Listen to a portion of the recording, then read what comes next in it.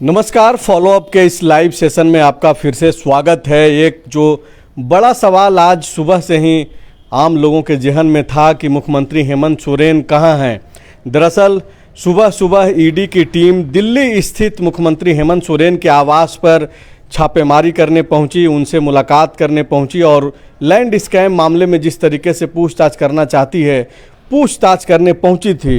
लेकिन खबरें निकल करके आई कि मुख्यमंत्री हेमंत सोरेन अपने दिल्ली स्थित आवास में नहीं हैं। इसके बाद से कई तरीके की खबरें चलने लगी। नेशनल मीडिया में भी कई सारे चैनल्स ने ये खबर चलाई कि हेमंत सोरेन जो झारखंड के मुख्यमंत्री हैं वो ट्रेसलेस हो चुके हैं, वो कहाँ हैं किसी को भी मालूम नहीं है। दूसरा जो एक बड़ा सवाल था कि ईडी के सवालों का जवाब मुख्यमंत्री हेमंत सोरेन कब देंगे। तो इसके पहले वाले लाइव में हमने आपको बताया कि सीएमओ के तरफ से एक डेट तय करके ईडी का जो रांची स्थित क्षेत्रीय कार्यालय है वहां बता दिया गया कि 31 जनवरी को 1 बजे मुख्यमंत्री आवास में तय हो गया है कि ईडी पूछताछ कर सकती है। ईडी को ये समय दे दिया गया है। पहला जो सवाल था उसका भी जवाब आ गया है और इस वक्त की सबसे बड़ी खबर यही है।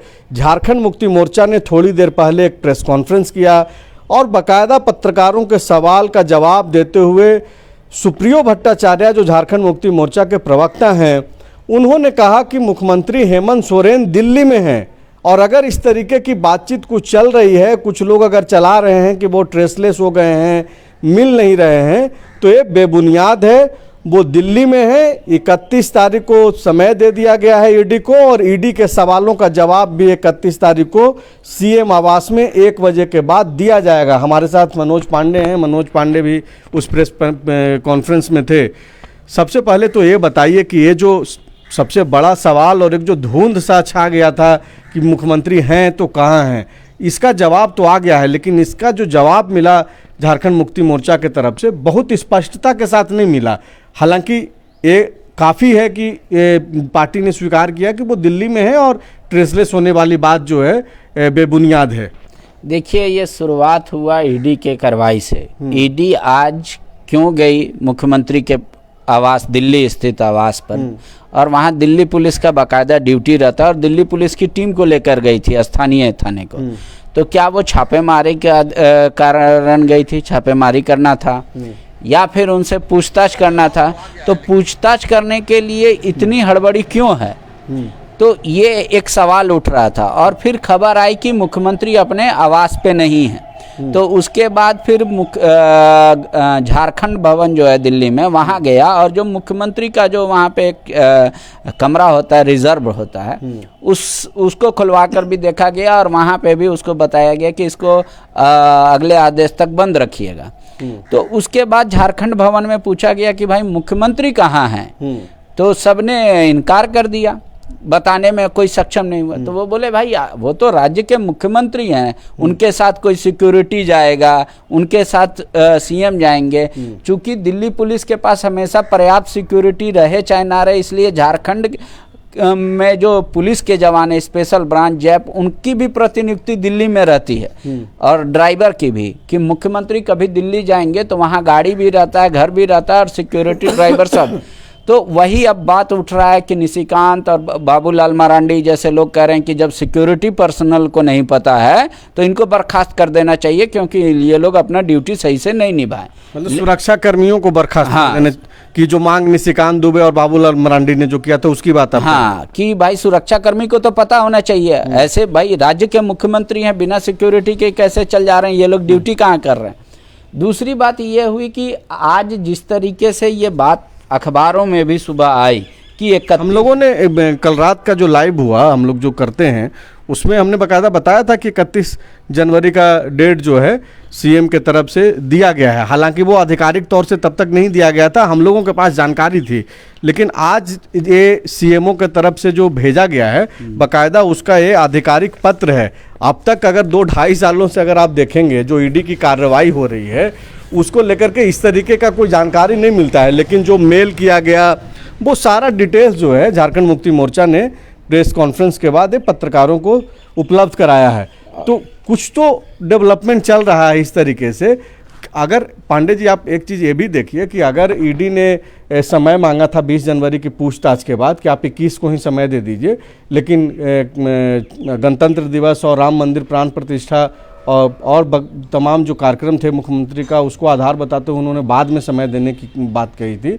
लेकिन ये जो 27 से 31 जनवरी के बीच में समय देने के लिए बोला गया था और आज 29 तारीख है, 29 तारीख को जब मुख्यमंत्री कार्यालय से समय दे दिया गया है 31 को, तो 31 तक तो ऑलरेडी ईडी को वेट करना चाहिए था।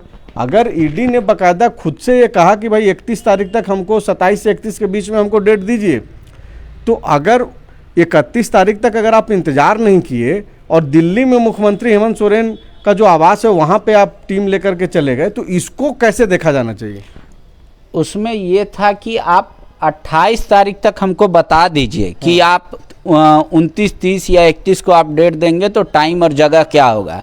28 तारीख तक लेटर प्राप्त नहीं हुआ था, इस वजह से ईडी वहां अचानक 29 को बिना किसी से पूछे वहां पहुंच गए। 28 तो कल संडे था, जैसा कि झारखंड मुक्ति मोर्चा के प्रेस कॉन्फ्रेंस में बोला गया। हाँ, तो वो आप बता रहे कि 27 सैटरडे था, 28 को ये था, इसलिए 29 तारीख को हमने प्रॉपर इन्फॉर्मेशन भेज दिया। लेकिन 29 तारीख को कितने बजे भेजा, उससे पहले ईडी के अधिकारी वहां पहुंच गए।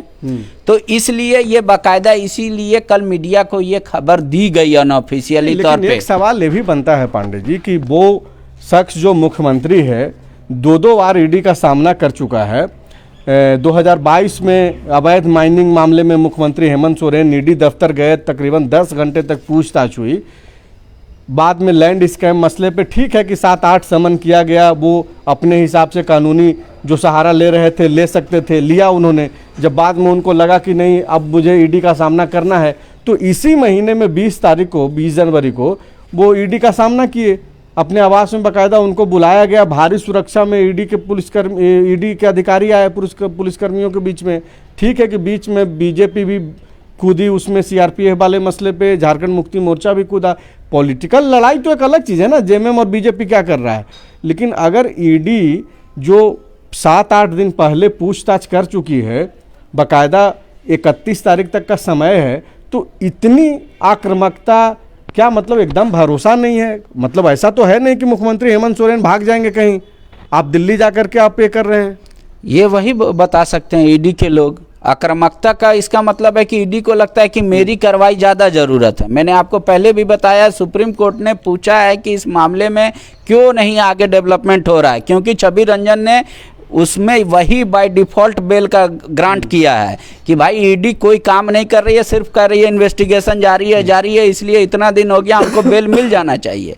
तो उनको लगता है कि मुख्यमंत्री का काम सबसे ज़्यादा जरूरी है, मेरा काम ज़्यादा जरूरी है, इसलिए हम जल्दी से इनसे पूछताछ कर ले। उसी का एक कारण हो सकता है। और जब तक ये लेटर गया, ये लेटर चला जाता और ये अब ये बात है कि एक्सेप्टेबल है नॉन एक्सेप्टेबल है, तो इससे पहले वो रुक सकते थे। आज सुबह सुबह वो लोग पहुंच गए वहाँ, अभी आए, तो अब आपको पता चल जाएगा थोड़ी देर में ईडी के भी अधिकारी वहाँ से लौट आएंगे। और जो मेरी खबर है कि आज शाम तक सीएम हेमंत सोरेन भी रांची आ जाएंगे अपने चार्टर्ड विमान से, और वो फिर 31 को ये ईडी उनसे पूछताछ करेगी, जो ये उनका बयान दर्ज करना है वो करेगी। पहली बार ऐसा ही नहीं हुआ कि सिर्फ बाकायदा मेल की कॉपी दे गई। पहले हर बार जब भी पार्टी से पूछा जाता था तो ये कहा जाता था कि वो सीएम का पर्सनल मामला है, उनका लीगल विल देख रहा है, पार्टी को उसका आधिकारिक जानकारी नहीं है। आज यहाँ तक बताया गया कि 20 तारीख को क्या पूछताछ की गई, मुख्यमंत्री हेमंत सवाल पूछे गए, कितने सवाल पूछे गए और कौन कौन से सवाल थे, और इसमें कोई सीएम का लेना देना नहीं है। ये भी पार्टी ने अपने तरफ से कहा कि एक जो जमीन की बात हो रही है, बरियातू वाली जमीन, वो भूइयारी है, नॉन ट्रांसफरेबल है, तो उससे क्या मतलब होता है, वो क्रिमिनल ऑफेंस होता नहीं है। मतलब दूसरी यहाँ पे दर्शकों को ये बता देते हैं कि जिस लैंड स्कैम मामले में पूछताछ करनी है हेमंत सोरेन से ईडी को, उस जमीन को झारखंड मुक्ति मोर्चा ने आज बताया कि भाई वो तो भूइयारी जमीन है और उसको खरीद बिक्री हो नहीं सकता है। हाँ। उसका कोई वास्ता नहीं है हेमंत सोरेन से। हाँ, और दूसरी बात उन्होंने बताया कि जो सोहराय बहन का इनकम के बारे में पूछा गया कि कितना आया, कितना खर्च हुआ, तो वो बोल रहे ऑलरेडी जो मुख्यमंत्री अपना रिटर्न फाइल करते हैं वो तो है ही, और इलेक्शन कमीशन के पास भी है कि उनको साल भर में कितना कमाई होता है, किस परिवार के पास कितना पैसा है, कितने चल अचल संपत्ति है। तो वो ये अपना कांग्रेस मतलब जेएमएम का तर्क था।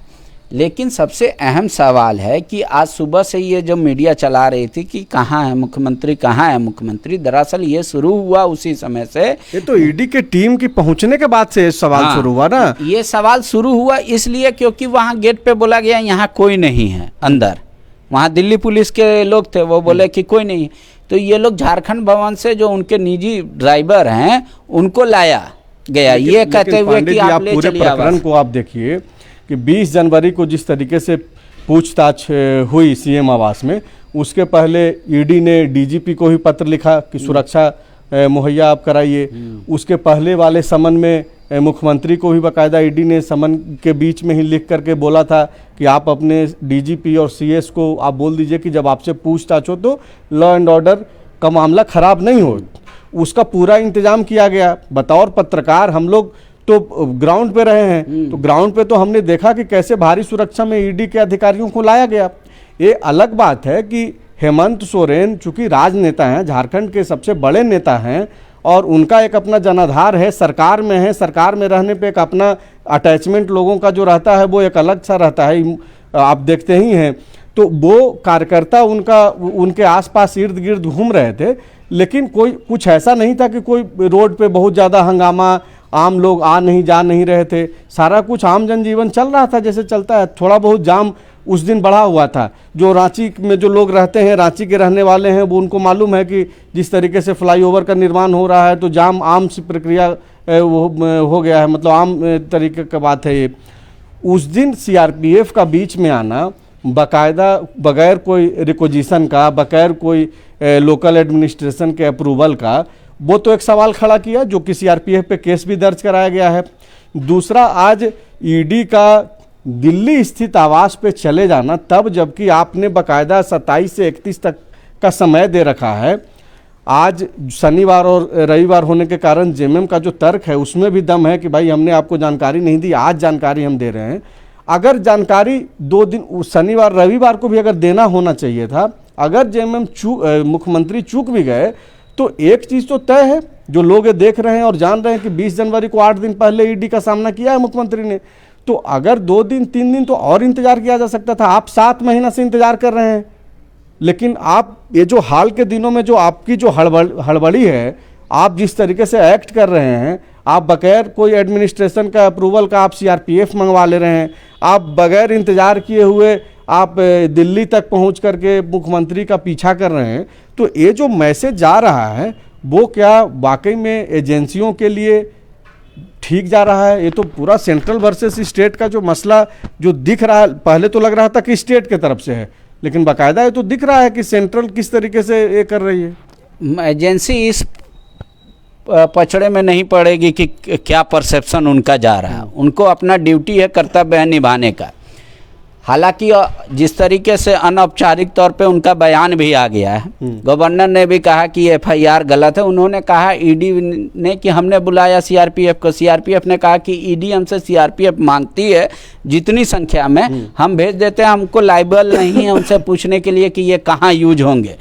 और ईडी ने कहा कि हम किसी भी लोकल थाना का, लोकल एडमिनिस्ट्रेशन को किसी को भी मूवमेंट बताने की ज़रूरत नहीं है, ये मेरे क्षेत्राधिकार में आता है। ना हम डीसी से परमिशन लेते हैं, ना ही किसी से, हम किसी नहीं, वो तो ईडी को कोई ज़रूरत नहीं है, लेकिन तो सीआरपीएफ को डिप्लॉय करने के लिए नहीं, वो आप कह रहे हैं डिप्लॉय है, वो कह रहे हैं हमारी सुरक्षा में आए। दोनों का deployment is another thing. Deployment तो करेगा जिला प्रशासन, वो कह रहे हैं हमारे लिए आए हैं। तो ये तर्क, अब तो जो केस हुआ है, केस का आईओ क्या करता है कोर्ट में, वो अलग विषय। दूसरी बात, ये हड़बड़ी है। तो आप ही ने अपने लाइव सेशन में कहा था कि 20 तारीख को पूछताछ के बाद 21 को ही समय मांगा गया था, उसी दिन समय मांगा गया था। और जैसे ही ईडी के अधिकारी निकले फॉलो अप पे हमने ही सबसे पहले बताया कि ये पूछताछ अभी कंप्लीट नहीं हुआ है। हाँ, तो अभी और पूछताछ बाकी है, समय मांगा गया है, अभी समय नहीं मिला है। हाँ, तो 21 तारीख के बाद क्या हुआ, फिर सम्मन भेजा गया ईडी के तरफ से।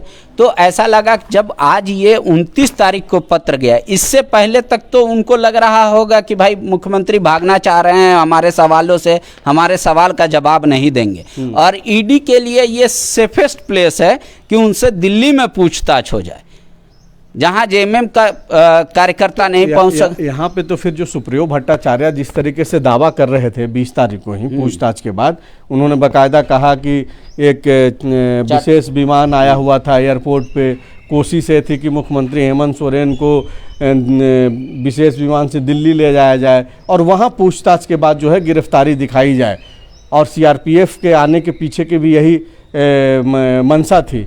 तो एक तरीके से झारखंड मुक्ति मोर्चा का जो आशंका था वो तो सही प्रतीत होता हुआ दिख रहा है। आज वही गलत हो गया आशंका, इस वजह से क्योंकि आप किसी को भी बिना इच्छा से अगर पूछताछ लेके करने कहीं लेके जा रहे हैं, अगर आप एक थाना क्षेत्र में ले जा रहे हैं तो वो आपका है, अगर दूसरे जगह ले जा रहे हैं वो भी दूसरे स्टेट, तो आपको डिटेंशन दिखाना होगा कि हमने इनको हिरासत में लिया है, तब आप दिल्ली ले जा सकते हैं। और फिर दिल्ली में गिरफ्तारी दिखाएंगे तो फिर ट्रांजिट लीव पे आपको ले आना होगा, अगर कोर्ट का परमिशन से लेके जाएंगे। अगर मुख्यमंत्री को ऐसी आशंका होती कि हाँ उनसे दिल्ली में ही जबरदस्ती पूछताछ किया जा सकता है, वही अरेस्टिंग हो जाए, तो मुख्यमंत्री दिल्ली नहीं जाते। मुख्यमंत्री जब दिल्ली गए आज, तो उनको ये पता था कि हाँ जो होना था हो गया, अब दिल्ली में कुछ नहीं होना है, इस वजह से तो मुख्यमंत्री गए होंगे। नहीं तो ऐसा कोई भी अगर पर्सनल काम होता, मुख्यमंत्री का व्यक्तिगत काम होता, जहाँ पे उनका जाने से भी वो काम हो जाता, तो वो अपने प्रतिनिधि को भेज देते। लेकिन मुख्यमंत्री जब पूरी तरीके से अस्वस्थ थे कि जो जेएमएम पार्टी कह रही है वैसी कोई बात नहीं, तभी तो वो दिल्ली गए। और भले ही ईडी ने वक्त ऐसा ही किया जैसा जेएमएम की आशंका थी, लेकिन मुख्यमंत्री की आशंका जेएमएम की आशंका से कोसों दूर थी, इसी वजह से वो दिल्ली गए चार्टर्ड विमान लेके। कुल मिलाकर के जो भी अपडेट्स हम लोगों तक पहुंच रही है, हम लोग लाइव आकर के आपके समक्ष ले आ रहे हैं। और फिलहाल जो बड़ी खबर है वो यही है कि मुख्यमंत्री हेमंत सोरेन से जुड़ा हुआ जो एक सवाल था कि वो कहाँ हैं, खबरें चल रही थी कि मुख्यमंत्री ट्रेसलेस हैं, मुख्यमंत्री कहाँ हैं, नहीं है, इसका किसी के पास जवाब नहीं है। तो जवाब झारखंड मुक्ति मोर्चा ने दे दिया है थोड़ी देर पहले प्रेस कॉन्फ्रेंस में ही, जैसा कि हमने इस लाइव की शुरुआत में भी कहा कि मुख्यमंत्री हेमंत सोरेन दिल्ली में हैं और झारखंड मुक्ति मोर्चा के संपर्क में हैं। वो कब आएंगे इसका खुलासा तो अब तक झारखंड मुक्ति मोर्चा की तरफ से नहीं किया गया, लेकिन इतना ज़रूर बताया गया कि 31 जनवरी को जब तय समय कर दिया गया है ईडी से पूछताछ के लिए, तो जाहिर सी बात है कि उस दिन या उसके एक दिन पहले ज़रूर रांची आ जाएंगे। शुक्रिया।